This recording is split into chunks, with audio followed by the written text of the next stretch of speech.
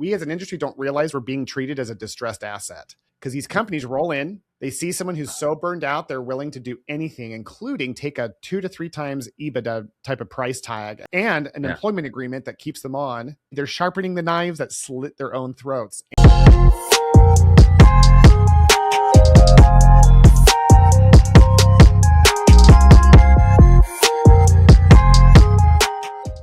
All right, everybody, we got Will Humphrey on the show, and a good friend of mine. He is the CEO of Virtual Rockstar, a physiotherapist and a previous practice owner, right? So, Will, welcome to the show.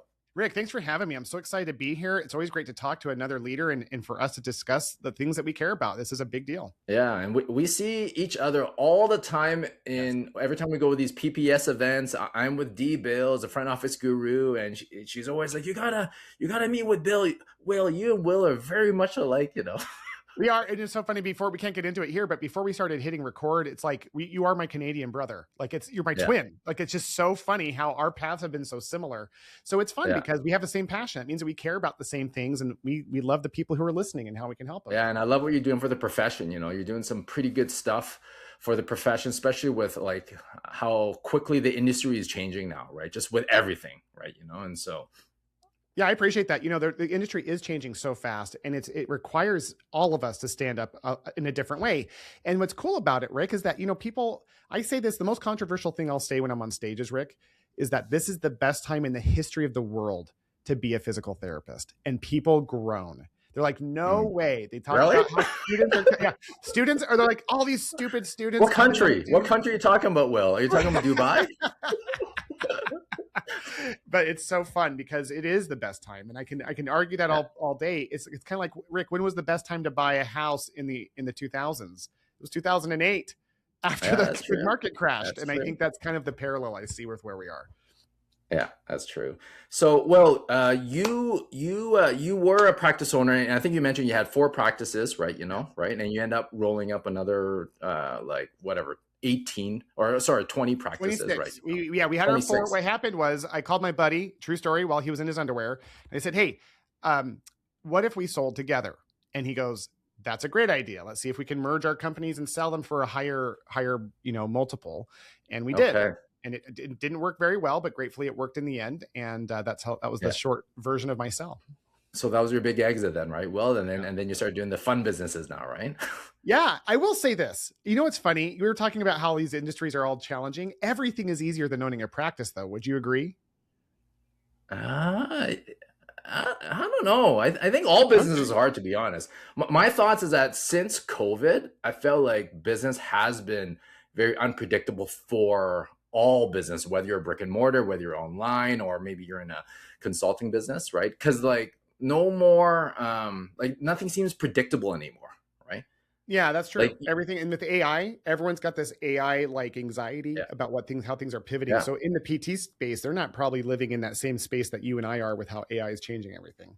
Oh yeah, you got the AI stuff, you got the overseas stuff, you got all the war stuff going on, and then you got all the cost of living crisis that's happening in every single city, right? And then your staff are feeling it too. So if you're running a business that has people, whether it is a business like you or like what me and you have, or maybe it's a brick and mortar business, it's everywhere, right? So yeah, it's very tense. And I think I really feel for people because all of us are feeling it in some way, shape, or form. I will say though, for me, owning the practice was the hardest thing I've ever done though.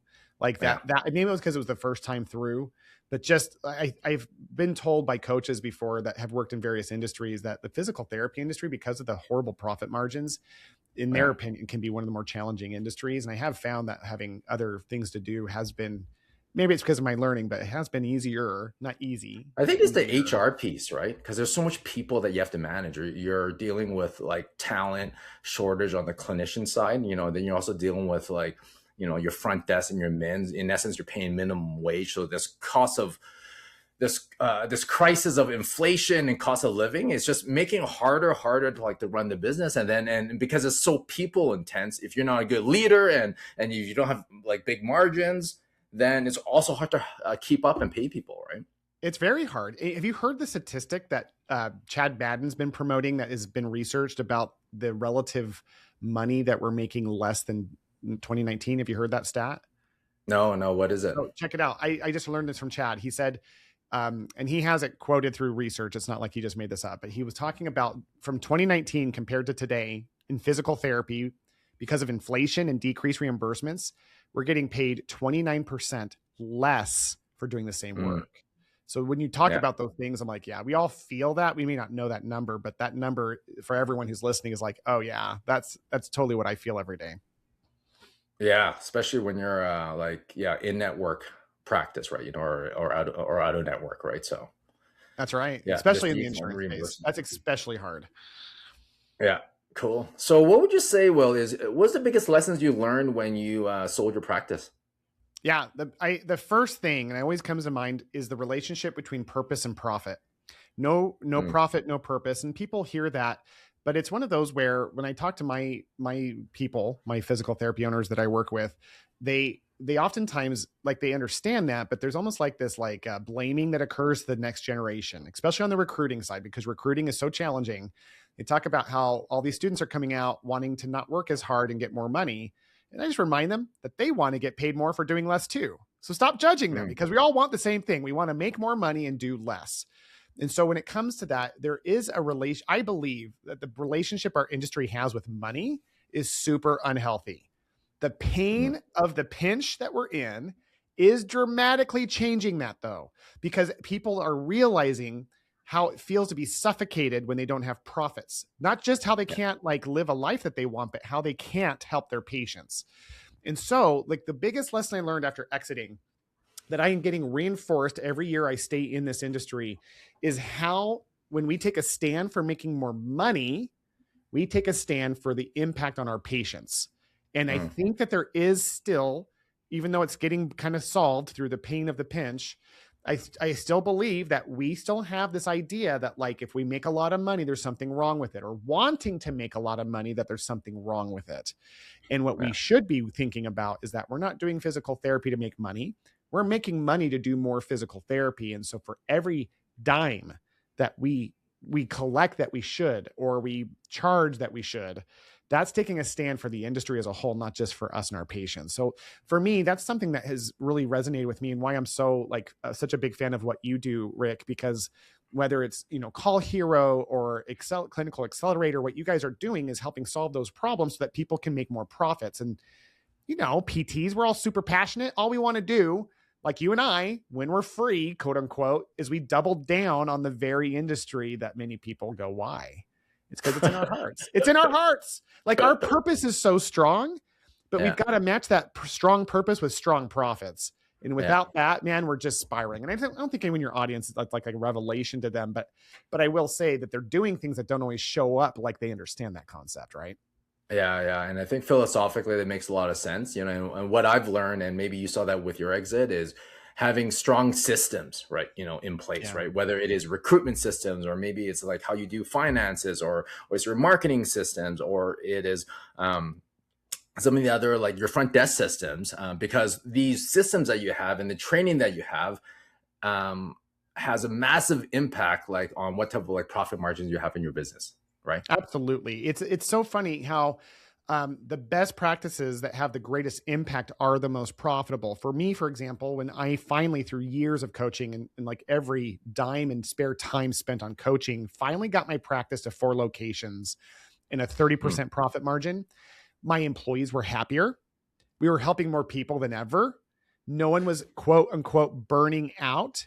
It was a paradox, because I think when you're in that grind, it seems impossible. Everyone's burning out, not producing enough to make enough money. So it feels like, well, how do I get them to be profitable? Well, I just have to give them more to do. It's what you said, Rick. It's the systems. You build systems and processes. You learn to hire better. It's incremental growth. But there is a point at which it all comes together and people are loving their jobs and they're making lots of money. And of course, that's when I decided to sell. like an entrepreneur, let's blow it up and start again. It took me 15 years to get to that point. But it was a year in of this idyllic lifestyle. And I'm like, yeah, I can't do this. I've got to be miserable, I guess. I don't know. But it's just one of those things, right? Yeah. I feel like it's like a flywheel, right? Because if you want to keep good talent, they also want to make more money. They want to have impact within their community, but they want to win, right? They want let's be honest. They want to win because PTs, whether you're a PT or chiro or any of these healthcare professionals, they're super competitive because like that's what university or school or college prepared us for. And so if you're not winning, you're gonna like lose people. Yeah. Right. And so it's all hand in hand. You got to win. You got to make more money so that you could pay your people more. And if you pay your people more, then they're going to tell their friends on social media that they should work with you. And then like this talent like shortage that you have or recruitment, it's like full cycle, right? Absolutely. And the people who are, by the way, there's lots of PT companies who have no problem recruiting. And it's the ones that are doing exactly what you're saying. They understand that flywheel. And one of the things that I've noticed is that they understand the relationship with money. They want their people to make as much money as they can under the guise that the company is making it. It's a win-win relationship. And so how do they do that? Yeah. I always tell people, first of all, LinkedIn says it best. 88% of people who leave a company, not just in our industry, but the survey they did, 88% of employees left their company because they didn't see a future in it. They don't see a future in it. Our job as CEOs or leaders, first and foremost, is visionary. We have to create the vision of where we're going. And the vision is mirrored between purpose and profit. Going back to that concept, there's this purpose comment of like my old PT practice to be the light and hope in the lives of others. But then there's this profit element of that we're going to free 10,000 lives this year. Right. Like, and that can directly tie to revenue. And when people, and then you don't hide the revenue part. Like the vision statement doesn't need to have the money in it because we're just stupid with money as an industry.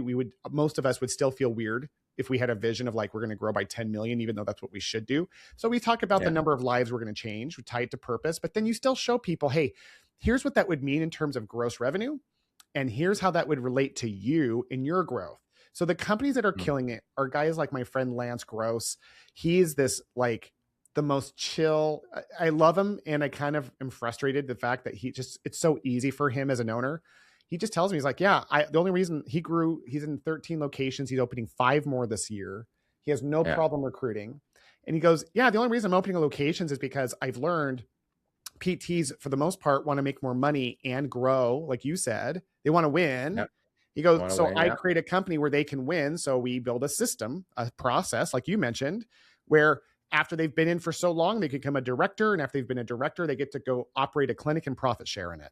He goes, I love that. There's actually a career roadmap for like a PT outside of just being a physiotherapist, right? There could be like a marketing lead. There could be an assistant clinic director. Maybe they'd be a clinic director. They could do some of the doctor marketing and stuff. And maybe at some point, if the roadmap is this, like they actually are a managing partner at one of the new locations, right? Yeah, the companies have no problem recruiting. ATI is starting to have a hard time, but they used to be the gold standard, which was funny because they don't even have a purpose really. Because any company that's owned by anyway, they're publicly traded. But the idea is that as we build a roadmap, you go to recruit, you're like, hey, this is your future. And that's why they sign on. I had to figure that out because my practices, Rick, were in the middle of nowhere, Arizona. I had a practice. My first practice was in Florence, which is halfway between Phoenix and Tucson. And there's 18. What's the population? The population was 5,000. Oh, wow. That's hard. Well, here's what's funny. So my partner, I worked for a guy named Nathan Shields first. Nathan Shields. Yeah. You know Nathan. He has a podcast, all the things. I worked for him. He drove me out to Florence. He said, there's no one here. There's no PT practices. And the population census says there's 15,000 people here. And there's not a single practice. First day, so I hired on. I went out there because he was showing me a roadmap. He's like, yeah, I need someone to open this practice. It was my first job out of PT school as a director of this new clinic. Worst decision ever. But in terms of the stress. But I go out there and the first day we find out that there's only 5,000 people in the city. 10,000 people are behind bars in the prisons in the surrounding area. Oh, geez. So and down the street, I looked and another guy, his name is Jeff Carr. We became friends, opened a clinic on the same street, like maybe 2-minute walk from where my clinic was. And that was the journey. And just off we went. And man. You just have a clinic with the inmates, just for the inmates, right? Yeah. So I did take a contract, Rick. I took a contract. Off rehab, Yeah. It's like mental rehab more than physical. But we used to treat those guys. I used to treat the lifers. They'd come in chain gang style. and they Oh, would tell me their geez. stories about how like they were injured murdering someone. Like it was That would really make an insane YouTube like channel, you know. I would totally subscribe to that, and I'll just be flicking all night on my YouTube shorts, you know. oh Yes, yeah, yes. Give me a totally. hit. The Wow. best were the officers, the guards. They don't like to be called guards, but they would just be these people who didn't care. Like I've got Yeah, someone who's in life for killing, and I'm treating their hands, and they're yeah. just Oh, reading People geez. magazine, and I'm like, oh geez. But no, I mean, we had to recruit. We had to learn how to get someone to drive out to the middle of nowhere to work for Yeah. me. And it took me 15 years, well, no, 10 years to figure out how to do it. But once we figured What a out, cool people were story. driving that way because they saw a vision. Like people will go to great lengths, including take less money if they see a future in what they're building. Yeah, cool, cool. Hey, Will, so let's zoom back out. What do you say are some of the bigger macro trends that are happening right now that are impacting the profession of physical therapists or chiropractors or any of these healthcare professions, right? Yeah, when you say trends, the first thing, of course, comes to mind is AI, and we'll double Mm, click on that in a second. But the second thing that came to mind was consolidation.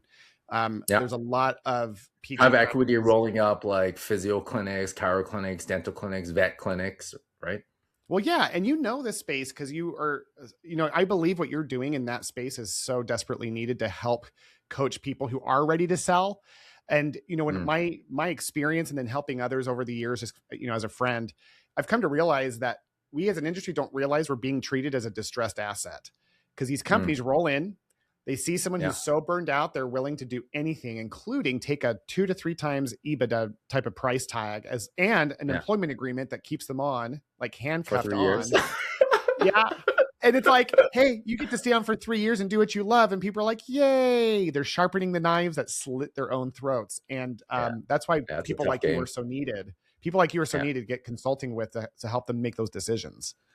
yeah, yeah. You know, But those it's are the two major interesting. trends that I see. Yeah, we talked about it earlier too. Is like the cost of living trend. I think that's a big one. I think ever Sure. since post COVID, everything just got so much more expensive for the people that we hire, right? Yes. And it's just raised the bar for like it just raised the bar for every single owner with a practice now. Like they gotta pay their front desk more, they gotta pay their physiotherapist more, they gotta pay their like PTA more, like everything's more, right? Yeah. But then the margins are shrinking, right?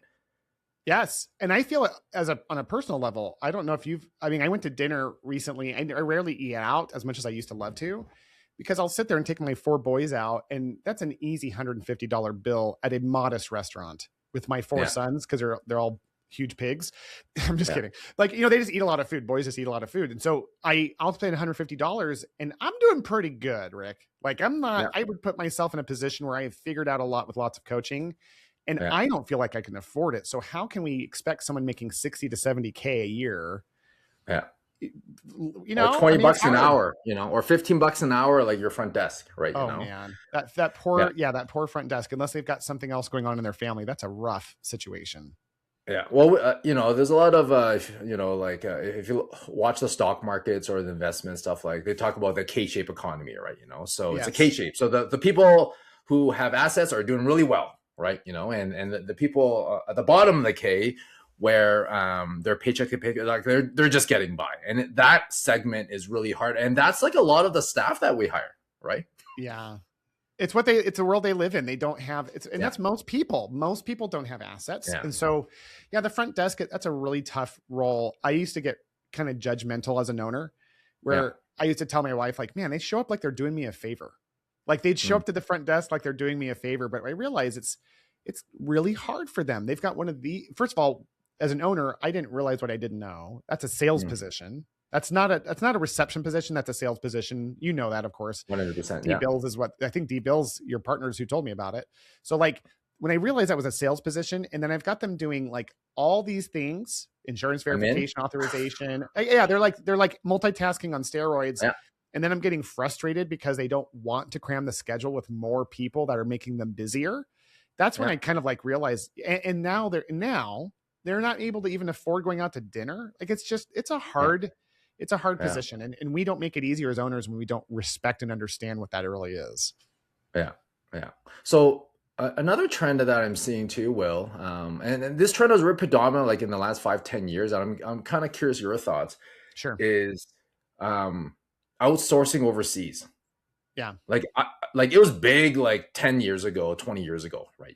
Right? Like I think every airline you call, every bank you call, every big corporation, like you're calling someone from India, Philippines, or somewhere, right? Or Sure. South America, right? With the rise of AI, are you still seeing that trend where people are like, hey, you know what? Because of the cost of living crisis, it does make sense for us to, consider overseas and outsource like labor.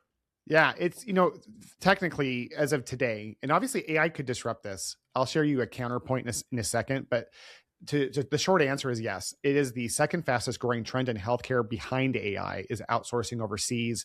A Mm, lot of large healthcare industries are incredibly bullish on taking that route. And it creates a problem because you and I have both experienced that feeling of when you call a customer service line, you hear the click and you can't understand what the person is saying on the other side, and you feel a decrease in the customer experience. So a lot of PTs that I work with are understandably hesitant because they they they're living and surviving based on that connection.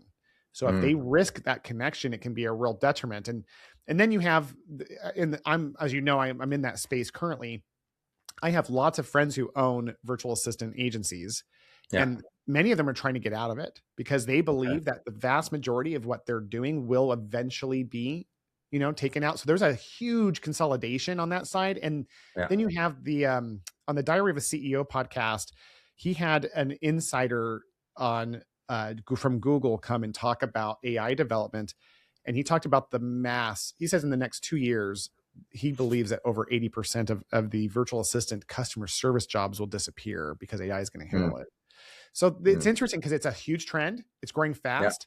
My personal take is that we are so slow to adopt technology in the PT space that there's going to be Really? You more. think so? I didn't know you were kidding at first. And I was like, what? We're like a big insurance company, big body, like small head, right? Like Yeah. slow. It's so funny. It was 5 years ago. I was told when I had my practice, I was still showing my PTs some of them how to check their email. Like I Yeah, was like, that's so guys. funny. So Yeah, no, I believe there's a space I think it's an incredibly underutilized tool for virtual yeah. assistants, obviously. And there's a lot to be done with it for Well, sure. I could say for me, like, so in my business, I have about 100. I have close to about 100 team members, right? Right, Nice. and I would say half of them. So we have a team of 100 between the businesses, and I would say 60% of them are actually overseas. That's amazing. Yeah. What So are what are some of the roles that you've, because I'm guessing some of these are like team members a lot of them are working for you directly, you say. yeah, they're working with me directly, and so these are I got finance people, right? Hmm. So this is like they do the role of I would say a financial analyst, senior bookkeeper, right? Um, I got we built an entire marketing agency around that, so marketing coordinator, social media Wow. marketers, right? We got video, video and graphic designs. We got salespeople, right? We got SDR. So these are like sales reps, like calling to, verify calls and get more demos and blah, blah, blah. Right. Right. And then we got customer success. We got literally the entire like org chart is there. And we pair them with like local hires that don't want to do that monotonous task, right? And then allows us to be able to boost their productivity and pay everyone more. Right. And that we've been doing that formula for the last 5-6 years. I would say, but when people ask me what our moat is, I was like, I think our moat is actually hiring teams overseas. Yeah, it's true. And it's so cool because I love the way technology is bringing the world together.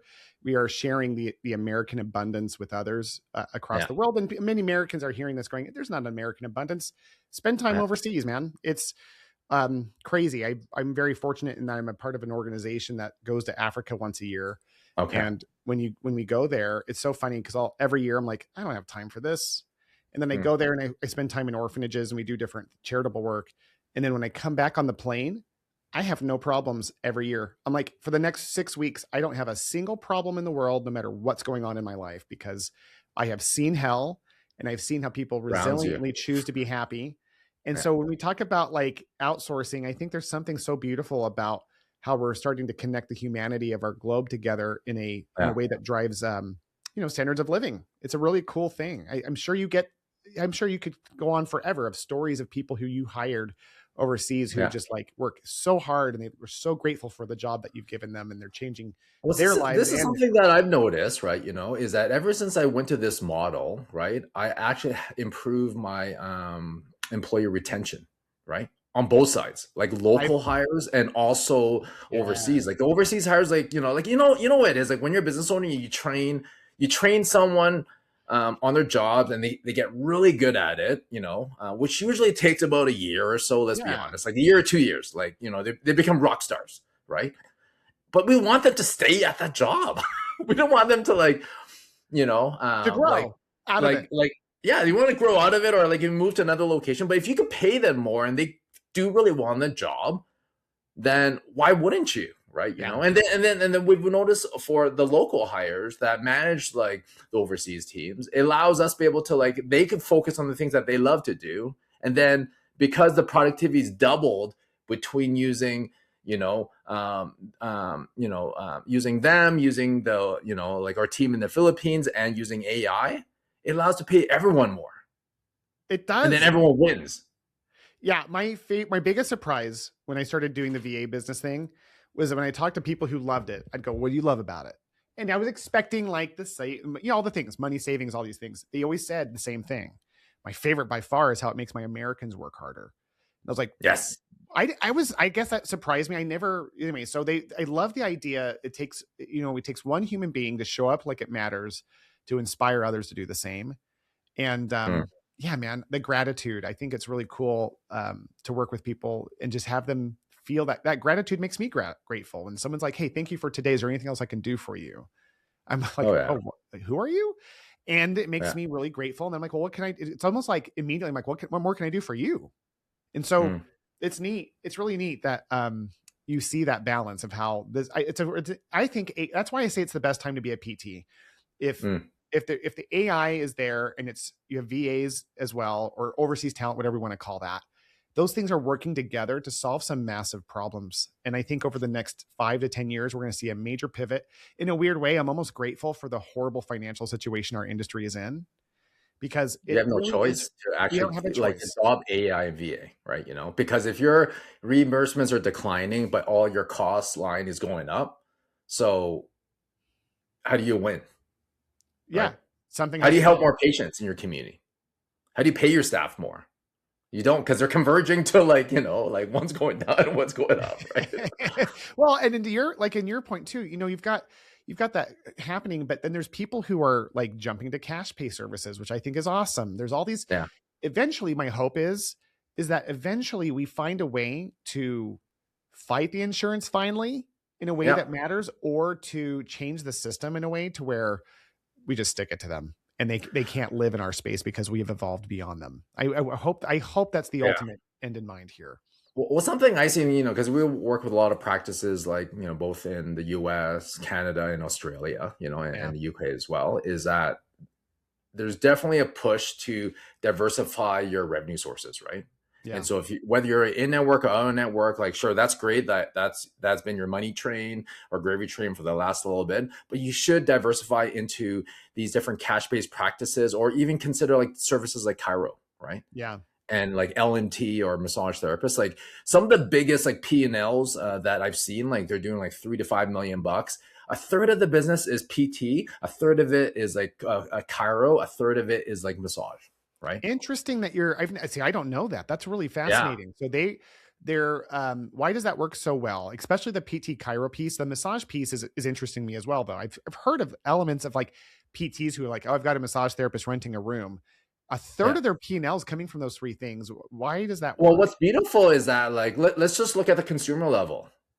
If you look at how many people search physiotherapist, or they type in ChatGPT, "I want a chiropractor," or "I want a massage therapist," There's a lot of volume in those other two categories outside of PT. Totally. And so when they come into your practice, like you are like you're a one-stop shop, multidisciplinary, like and you have these different services, right? You know, and so when they come in, whether you are a chiropractor, like part of your care plan might include physical therapy, or might include massage therapy. And so a lot of the practices we work with is that, like, the goal, what we typically see is that 50% of most care plans, if done well, will have a second service. So if you're a PT, your second service could be like massage or chiro. So you just increase the LTV of a patient coming to your practice. And you're also satisfying like what the market wants. The market is the amount of volume that you have, like search volume or AI volume of like chiropractics, is equal, if not more than PT. It's almost I love this idea because it's capitalizing on the brand confusion that we haven't straightened out as an industry. So, there's like all those memes of like what my mom thinks I do, what I actually do. And it's like that, it shows like so people think I'm a massage therapist or a chiropractor, but really I'm just doing a lot of notes. But what you're saying is that people have found a model that gives people what they want. They want to be out of pain. But because of brand confusion between the industries, they're just searching for massage therapy chiropractors. And what you're saying is your clients are saying, great, yeah, we do that. Whatever it is, we do it. My question for you is on the application of it, because there is overlap, right? Like soft tissue mobilization can be done technically by all three. So I'm sure they all do it differently, but is there any like general delineations between those three that you see, like exercise? I think it depends on the providers, like, like they hash it up. But if I was to zoom up, is that like someone searching for chiro, they want a chiro. And what does that mean though? Like manipulation? Sure. Manipulation, or maybe like, like if you look at these new gen chiros, like they act like PTs anyways. How would you know the difference? Yeah, that's why I'm asking, because I'm like, how do they? Yeah, but the point is that like, use the demand will tell you what to offer, right? Like, so the demand is saying like, you're just serving to people, say, hey, I want chiro, right? But when they come for chiro, like, hey, you might put a care plan where, hey, the chiro might just focus on maybe some of the adjustments or the spinal stuff. And then like within the care plan, they're like, hey, I actually want you to co-treat with a physical therapist at the same time too, right? And they're going to work with you on this aspect of the care plan. So now you just double up the visits. I love this discussion because we're really talking about one example about how to think differently so that we can increase our profitability, so we can increase our impact. And what's cool about it, like I've been a patient, as I don't identify mostly as a physical therapist. I'm a patient. I've had 13 surgeries. I have been through so much PT. I still go through it. And it never occurred to me, what would it look like for me to go to a PT practice and for me to get exercised? But then like, okay, now I'm going into this room for an hour or 30 minutes and getting a massage therapist to work on me. That value add, I would pay cash for that all day. Most people are paying cash for massages anyway. So you contain it in the house. But I think to almost a fault, we're not willing to think that way, because it's like, well, I am a doctor of physical therapist. I would never be in the same business. Exactly. But that's old school thinking, right? That's old school, man. The educators really messed us up with this. I know this chiro in New York, right? She's in our community, and she runs your typical like in-network like chiropractic practice. 30% of her revenue is cash-based massage. Okay. Oh my gosh, crazy. So you want to talk about diversifying your revenues? Like that is easy, because most people want a massage, like a registered massage, or like, those LMTs, whatever your state. Every state's a little different, but like 30% of them like are cash-based massage, and like they're like fucking perfect, and it's integrated within care plan. And plus you're getting the Google and ChatGPT and AI like search volumes of people saying, I want like a registered massage or a licensed massage, right? Yes, I think that's so brilliant. Tangential to that, when you were talking, it's a little bit different of an idea, but one thing that's always driven me crazy is how our industry should have created stretch labs. Stretch labs is, people are paying $60 an hour to go get stretched by a non-PT, and they get trained, quote unquote. But like, how come we're not? I almost wonder if there's the entrepreneur in me is like, if I started a practice again, I would have a whole stretch lab component. I would have my massage component. I'd have my PT, maybe chiropractic component, and like it's group too. You pay that one person $20 an hour in nice Lululemon pants, and they're just stretch. It's like a kid like therapist stretching like group style. Dude, and there's no like Medicare. That's the thing too with us. Like Medicare in the States is always looking over your shoulder, like threatening to put you in jail if you don't put that time code just right, which by the way is impossible to do perfectly and be profitable according to Helene Fearon, the PT expert that is over Medicare answers to. So you get to a point where it's like, how cool is it to pay someone $20 an hour to get cash pay services? It's almost like people have to swallow their pride and go, yeah, so I am a doctor of PT, but I need to be an advocate for my impact before anything else. And that impact is what people are like the industry. They want massage therapy. They want to be stretched. And last thing I got to say, because you got me thinking on this, is how cool is that for lead gen? People It are is like, amazing lead gen. It's like a workshop, you know. It's better than a Chad Madden back pain workshop. You know, like just come for a stretch. I like Chad, by the way, but you know what I mean. Like people understand what like stretch is, right? Like they get it, right? But you ask what people like physical therapy is. So I actually know one of the franchise owners of the Stretch Labs, and by the way, their profit margins are beautiful. Like they're doing crazy profitable. They're doing 30 They're points. brilliant. Like they're doing 30 points after paying out. Come on. And when he started his location, within the first 12 months, he was hitting $1 million, right? Oh my gosh. And he has no recruitment issues. Because you're not hiring a licensed physical therapist with a doctorate degree. Exactly. All right. So, but I agree. 100%. Amazing for lead gen. So let me ask you a question. So AI versus VA overseas, like, you know. Yes. Tell me. I did a whole series of that on my podcast. Did you know that? No. So I want you to tell me like AI versus a VA. Like I'm a practice owner. Like what makes sense?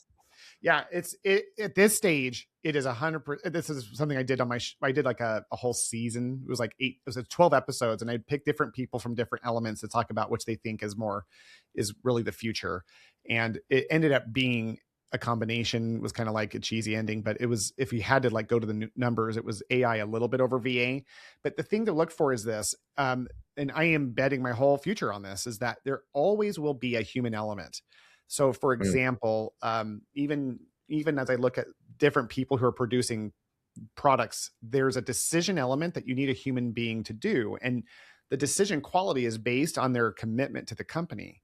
So you do need intelligence. There's no question about that. You need someone who's super intelligent, but a lot of times their ability to be committed to the long-term success of the company is a part of that. So having someone like a VA who's incredibly committed, because this is life-changing money to them, it's incredibly useful to supercharge. So that's what we're doing in our company. We are using our VAs to let practice owners get access to AI. That's what I mean. That's why I like about us as we look to the future. I don't know if I can talk about this, but I love the idea of how we work together, you and I, because you have this beautiful SaaS company with this VoIP that does like AI metrics in those different elements. And there's even like, there's going to be eventually an AI bot answering phones. But having someone oversee that will always exist. Having someone fill in. I think the human experience is always going to be there's a premium to it, right? Right. If anything, especially it's going to be a higher currency.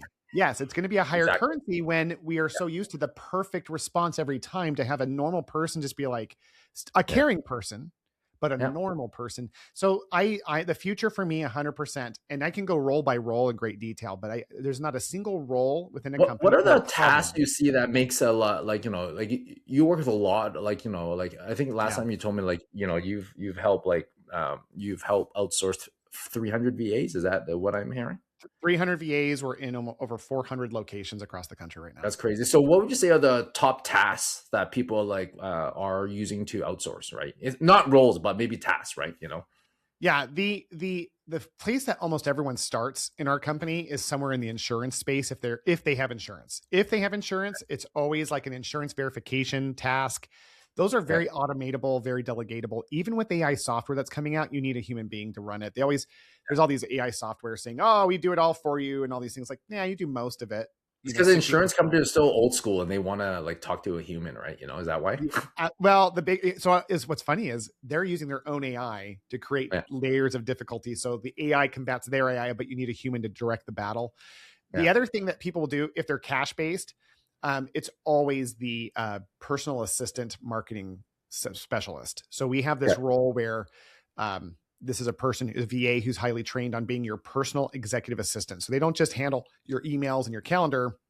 they also like, and they manage that time piece in a way that like we are horrible at as leaders. But then Yeah. they're also like ordering groceries, planning your vacations, They're your personal birthday assistant, gifts. executive assistant, dealing with everything from your personal business side, right? Right? Yeah, those are the two like problems that usually people start with, and then the personal Okay. side, it's that personal assistant we've bled into like a social media manager as well because it's on a Okay. base level. So the insurance side, is it the insurance verification about and also billing, medical billing as well, or is it mostly just Just insurance to begin. insurance This is the normal path. They'll usually start with an insurance verification specialist. Then they do. Oh, not everyone does this. I had one client in New Hampshire call me up and say, "Hey, all my front desk people decided to quit and like whatever it's called, protest or whatever, where they all like they walk out." So Yeah. I goes, I need 16 people tomorrow, and I got them 16 people in 2 weeks, and That's they insane. That's a lot completely of hires. replaced my front. It was awesome because it's actually easier for us to do those mass hires because you get all these people in group interviews, and then I Yeah. flew out there and I helped them roll them Okay. into like the video screens. So Okay. like there's video screens where there's a human being talking to them, but most people do the insurance verification and then they bleed Okay. into the front desk. Okay. And then so it starts with like, hey, I'm giving the gift of a VA to my key person. Okay. And then over time, if that person leaves or something happens, they just keep going with VAs. That's usually how it Okay. works. And then it Okay. goes to medical billing, and then it goes into like admin roles, like everything from bookkeeping to whatever. But that's the majority of the pattern. Okay. Yeah, Okay. Cool. Cool. it's fun. And then no, if we go like if we now do like human versus like overseas, like what are tasks that the human should be doing instead, Will, right? The human in person, like Yeah, in the the human clinic. in person. What are things that they should be doing and that they should be outsource the rest? But what are the key things that makes a lot of sense, for the practice owner too? Personal opinion, and this is of course incentivized by the fact that I own a VA company, but I do believe this because I see it now, is I think everything outside of the actual care should go overseas to a VA or AI. 100%. Okay. Because that model is predictable. It is easy because like in my case, I do the hiring for them, or the AI does it completely automatedly. Like your software can help create those stats and generate those things. So there's no role of the front desk in your world then, No, Will? I really don't. I'm a big believer Okay, that, so walk me through it. Like when yeah. I walk in, like I'm just looking at a welcomeware screen. Is that what you're telling me? Yeah, that's one of our partners, by the way. You either walk in and see a screen, or some of our clients, they only have their VAs doing phones remotely, and they have a system to where when the person walks in, either the way their clinic is built or how they modify it, to where Yeah. they're notified someone is there, and the therapist comes and gets their patient. Yeah. What we've learned is that PT So owners. there's no front desk in the reception area in essence. It's pretty much like a lounge with like a living room where like you do what you want to do and the clinician comes out and picks you up, right? Yes. Now, listen, there's a lot of detail behind this. Like, for example, a lot of patients use that time to answer questions and those kinds of things. That's where I believe Yeah. a screen in a VA is incredibly useful. Yeah. However, I have seen it multiple times, and it's growing because of the necessity for finances, where their front desk is really just a quiet place. They go check in on their kiosk. The therapist comes and grabs them immediately. And what's really powerful about that is that you have these therapists who own that relationship. I used to have a clinic where my front desk person, I loved the way that they would love on my patients. And I loved that. The patient would come in, "Hi, Julie, how was your weekend?" And I thought that was so key. But what I didn't realize was how inefficient it was to pay the front desk to be talking up the patient. That's 10% of your payroll too, right? It's 10% of my payroll, and that's only if I could. Sorry, 10% of your revenue, not even payroll, right? Sorry, Is yeah, that right? my revenue. But it's so crazy because like that's only if I could find someone I could keep at the front desk who's that amazing. But even when it worked, For it longer didn't than work. 2 years, right? Because they flip every 2 years. Exactly. And then I'm stuck with like people who you've all been to the doctor, you show up and people like are just like they're clearly not happy to be there. You know what I mean? Okay. All right. So you're an ideal. I get it. I spoke with a couple of people who think very similar to like that. I don't care if you're a small clinic or you're a big clinic, but like there is no, in essence, no front desk. Yes. And all the work is done by concierge, like by like call it you have someone that does concierge services like right before they show up and after the call, and so that way when they go in, you just get the experience, none of the admin stuff, right? All the admin stuff is handled before and after. And Rick, this is where we're going. Like, here's the thing is, It's like this. It's like us having this discussion 15 years ago with the self-checkout counters at grocery stores. This is me saying, dude, there's a day where the vast majority of the people do not want to go to the checkout line. They want to do it themselves. And people I'm doing that already. I don't want to talk to the human. No, you want to get your crap done and get out. You don't need that person behind the desk anymore, checking in on every level. You just need to, you want to go in. Now, older people, they do want that conversation, but that's also slowing down the process. You need the PT. I don't know. I'm kind of torn because I'm a futurist, so I see that. So I agree with you. But then from a patient experience standpoint, like hands down, if there's a human there that is like amazing, like, sure. And because I'm walking in with a lot of worries, like like I took my dad to a specialist, a urologist specialist, like the other day, and there was like this amazing girl at the front desk, and it helped remove a lot of the anxiety that my dad had, right, going into that appointment.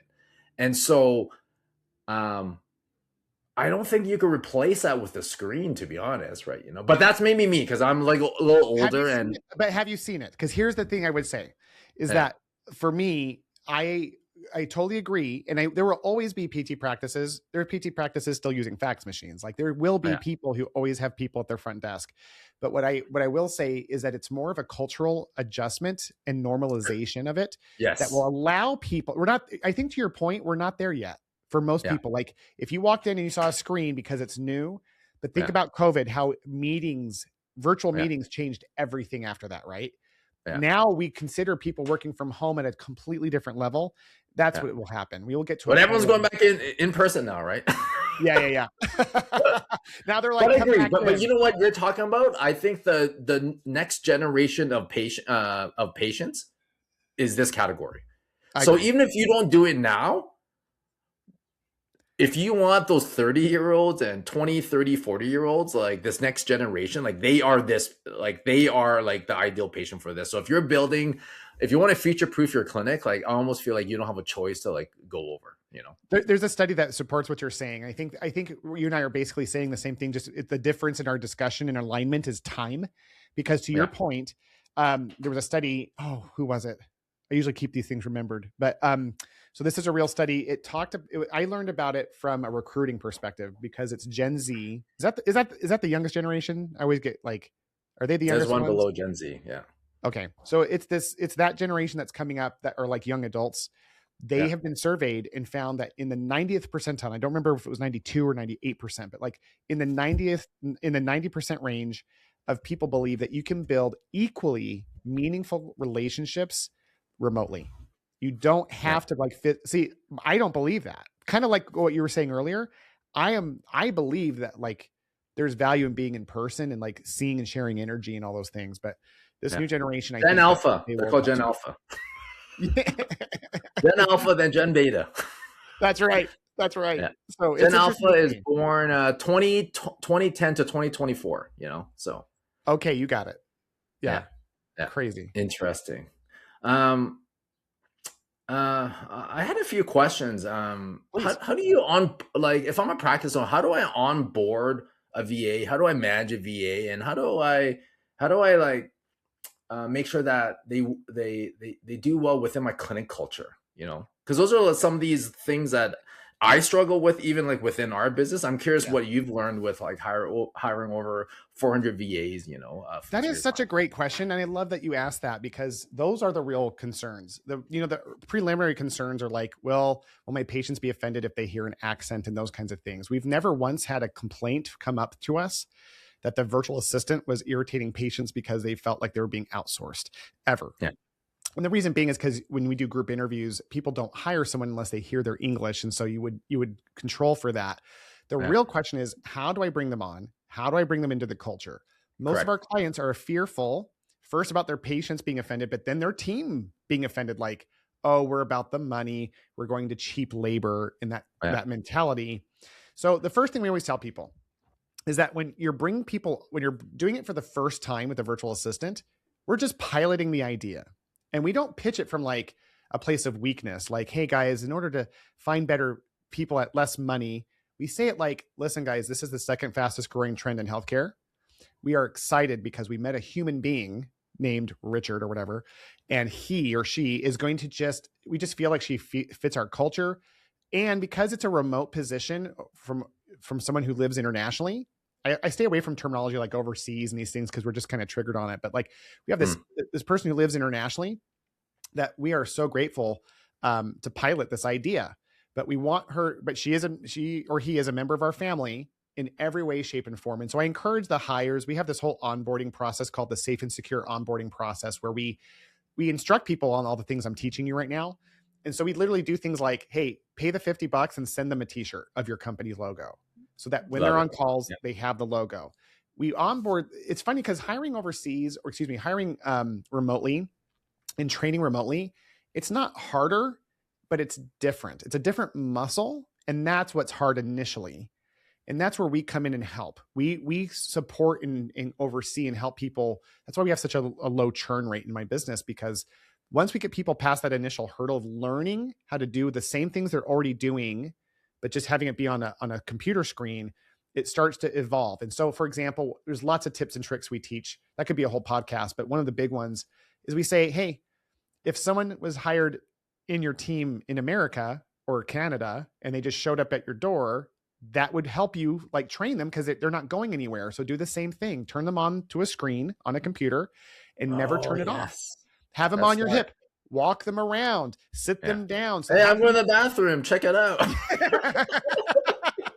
Yeah, you can click off the screen in the audio, hopefully. But like ultimately, like just have them on your hip like you normally would, because not everyone has great. That's a good one. I like that one. That's a good one, right? Yeah, and then every team meeting, they're on screen. If we're sitting around the plinth, having lunch and having our lunch meeting. Is it just like a phone, or like you got a big setup? Like, you know. No, I'm a big believer in like just a laptop, low tech laptop or phone. Like let's just bring you in. PTs, you have to. But we do help people, like, because some people are on Google Meet, some people use Microsoft Office, so we help people find one of the things that I do want to share with you this one hack that is so cool. Have you heard of Marco Polo? This guy from, is it it's Malaysia? An app. No. Sorry. No, I haven't. No. So Marco Polo is a video app that, like, it's like texting, except it's people's, like, it's, so for example, this every day my team checks in. And so this is my team. This is one of my Americans. She does a minute check-in. She says what she's working on and where she's stuck. And then right after her is someone from the Philippines. And so my internal team is a mix of, like, you, international and domestic people. And so we do Marco Polo because it's like texting, but video and voice. And you can go back and forth, and you can do that on the fly if you're treating. And so that little bit right there is a way to connect people in a way that feels, you know. So it's like Instagram, like shorts, like for your team. Is that what that is? It's asynchronous texting, like an Instagram short is a good way to say it. Okay. Wow. Yeah. So is that your daily routine? Like you look at the thing and you're getting quick, like 1 second updates from your team. Is that everyone has 60 seconds to say what they're doing that day and where they're stuck? Now that's down the road. Earlier in the relationship, there's a lot more time, just like in training a new employee, where you're spent. We really recommend going from like having them on their hip for 2 weeks to an hour once a week meeting to doing just a daily Marco Polo check-in. But I love this because I have an executive assistant that I just jump on there. I'm like, oh, hey, Kim, I forgot. I need these 5 things done. And I don't know what you can do from that. I don't want to dump this on you, but can you figure out what you can do with it? And then let me know. 9 times out of 10, she does all of it. And then we have we have tracking systems for tasks that are super easy that anyone can follow. And it's okay. Once they learn it, it is super cool. And it's okay to be nervous at first. That's why we're piloting it. We always give ourselves space that maybe this virtual assistant trend isn't for us. And that does happen once in a blue moon. And people try it for 30 days and they're like, I just didn't feel like it was a fit for us. No problem. We pull them right out. No penalties. You're good to go. Wow. I love this. Okay. Wow. Our time is up, man. I really enjoyed that chat, Will. You know, that was, you're great, Rick. Thank you so much for being on this, for having me on this show. So I'm curious, so how do people find out more about you, Will? And if I say like, hey, I want to learn more about the VAs, or maybe they want to follow your content, or maybe I want to get one, right? So how do they contact you, Will? They can just go to virtualrockstar.com. Down at the bottom, there's a calendar invite. You can jump on, or a Calendly link. You can jump on to go meet with our VP of Growth, Tony Williams. You can also find all the stuff that I'm doing online from podcast or whatever. That's all on that website, but virtualrockstar.com is where they go. Yeah, amazing. And I could say that, like, I think that, like, if you're not looking at these innovative ways, like using VAs and like remote teams, you're not preparing yourself for the future, right? Like, like I said, 60% of our staff right now are overseas, right? And Will, it sounds like you are as well. And so I think for clinics who are looking to scale and grow, like, I think this is something that you must consider, right? In your roadmap. So Thank you, Rick. I sure appreciate it. I think you're right on, and it's been a pleasure to be with you. I just we look up to practice what we preach, right? So That's right. That's right. all right. Sounds good. Will, so thanks for coming on the show. Thanks again.